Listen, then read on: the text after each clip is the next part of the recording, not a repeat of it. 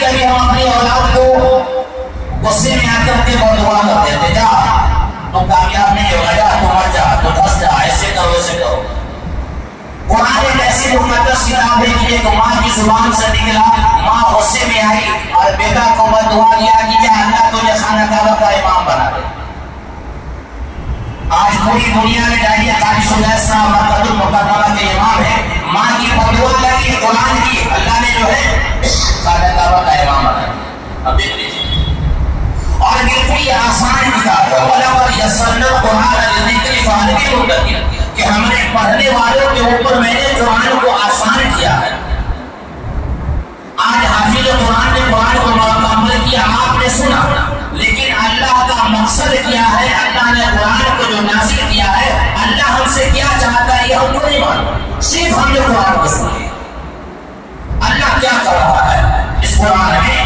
اس لیے تمام مسلمان کرام سے بات میں کروں گا کہ آپ رمضان کو ختم ہونے جا رہا ہے، لیکن غیر رمضان میں قرآن کو پڑھیے، آپ ترجمے کے ساتھ قرآن کو پڑھیں کہ اللہ کہتا کیا ہے، تب جا کر کے سمجھ آئے کہ قرآن ایک ایسی مقدس کتاب ہے۔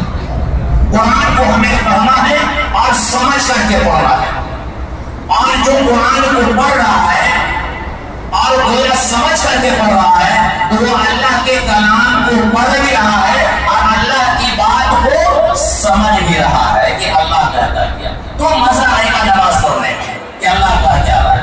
تو یہ ایک مقدس کتاب ہے جس کا دیکھنا ثواب، جس کا چننا ثواب، جس کا سننا ثواب، جس کی عظمت کا ثواب، جس کا دیکھنا ثواب۔ مولانا اشرف علی تھانوی رحمۃ اللہ نے لکھا کتاب میں ایک واقعہ لکھا کہ ایک شرابی آدمی جو پڑھا لکھا نہیں تھا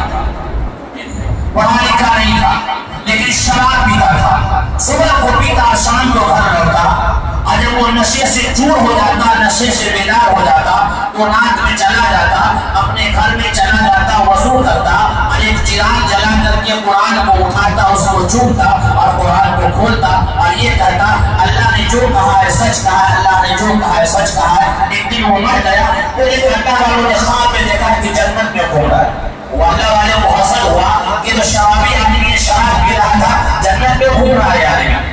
اس نے بیوی سے پوچھا اس کا عمل کون سا تھا؟ کہا یہ تو شرابی تھا، نماز پڑھتا تھا۔ کہا کوئی تو عمل بتا کیا تھا؟ تو کہا کہ جب یہ نشہ اس کا ٹوٹ جاتا اور اپنے اس میں آتا تو منہ دھو لیتا، وضو کرتا اور قرآن کو چنتا اور ایک بار قرآن پڑھتا اور کہتا اللہ نے جو کہا ہے سچ کہا ہے۔ کہا اس یقین کے بنیاد پر اللہ نے اس کے گناہ کو معاف کر دیا اور جنت میں مقام دے دیا۔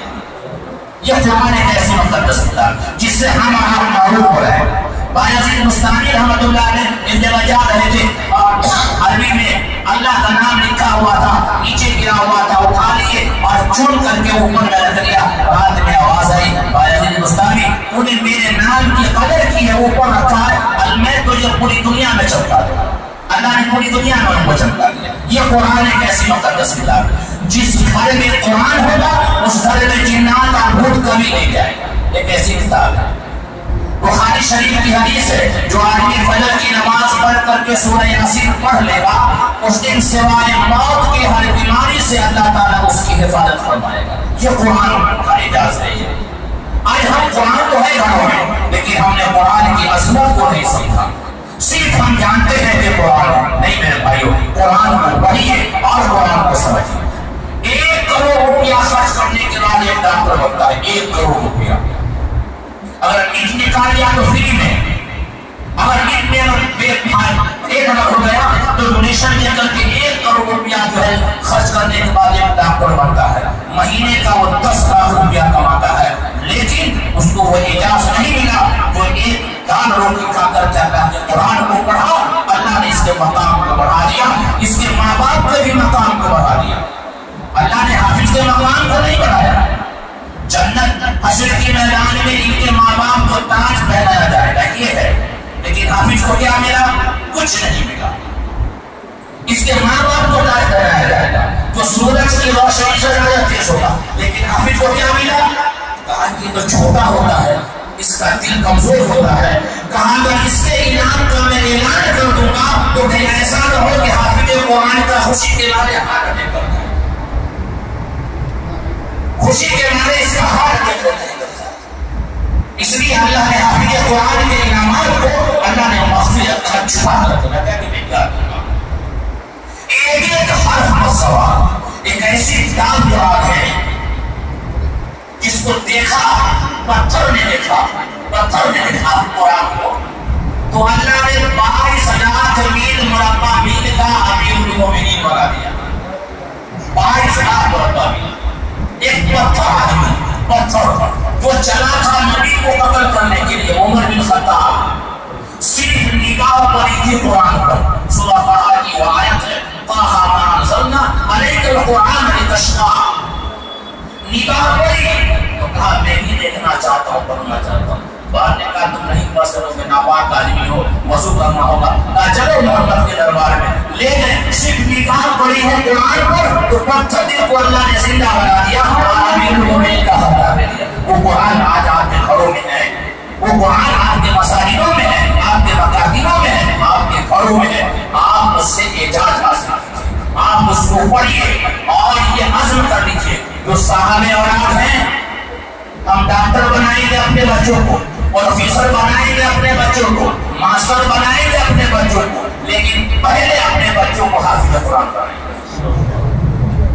1 کروڑ روپیہ خرچ کیا, باپ مر گیا, ڈاکٹر صاحب آ گئے, اسٹائن میں دستی مانگے, کھڑے ہیں یہاں پر.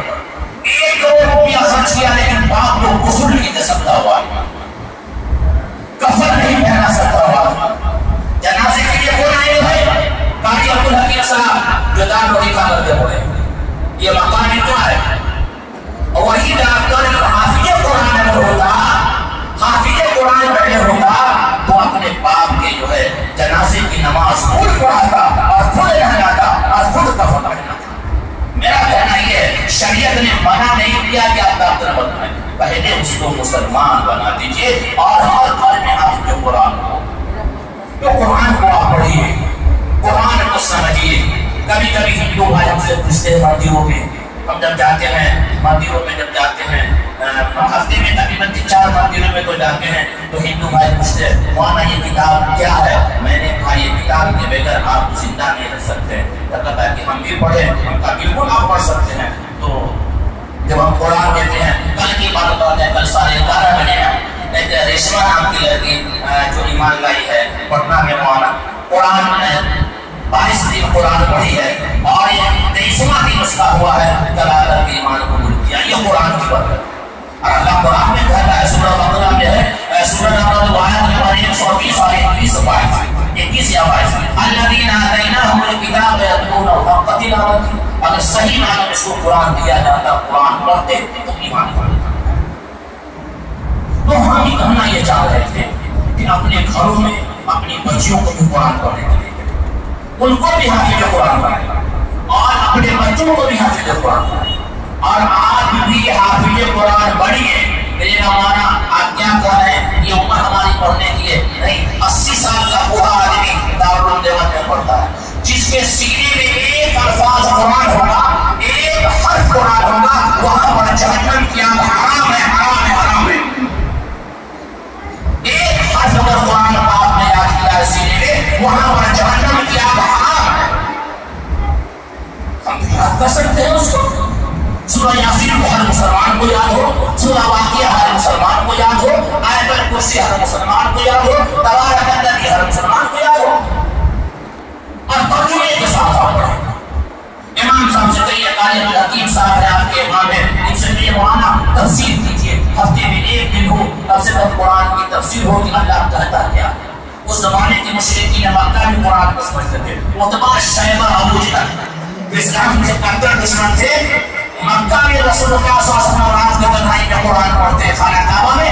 عتبہ شیبہ ابو جہل چھپ کرتے جا کر کے قرآن کو سنتا, اور جہاں پہ جنت کی بات آتی تو ہنستا, اور جہاں پہ جہنم کی بات آتی تو روتا.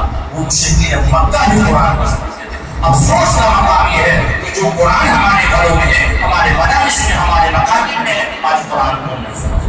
اس لیے یہ قابل مبارکباد ہے آپ تمام مسلمان کرام کہ الحمدللہ اللہ نے آپ کو ہمت دی, طاقت دیا, حوصلہ دیا. 10 روزے بھی آپ کے مکمل ہوئے, ایک قرآن بھی آپ کا الحمدللہ مکمل ہوا. ہم تو کہتے ہیں کہ اللہ تعالیٰ میری عمر آپ تمام لوگوں کو لگا دے.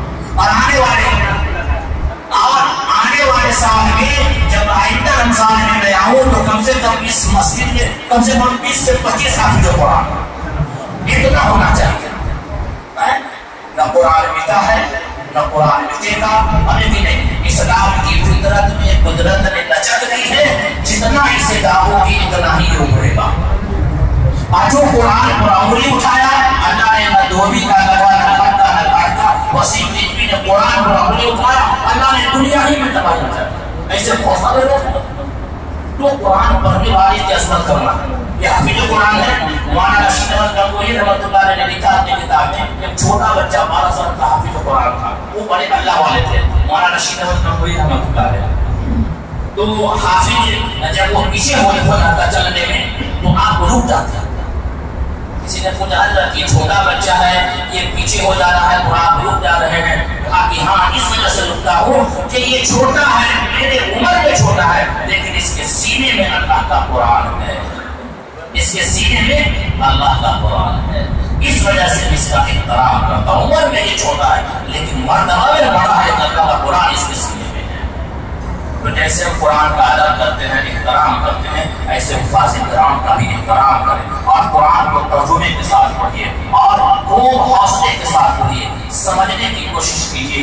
इंशाअल्लाह कभी मौका इस तरीके का मिलेगा कि मैं किस तरीके से मंदिरों में जाकर के काम करता हूँ और किस तरीके से गराजनाने वतन के बीच जाकर के मैं बात करता हूँ।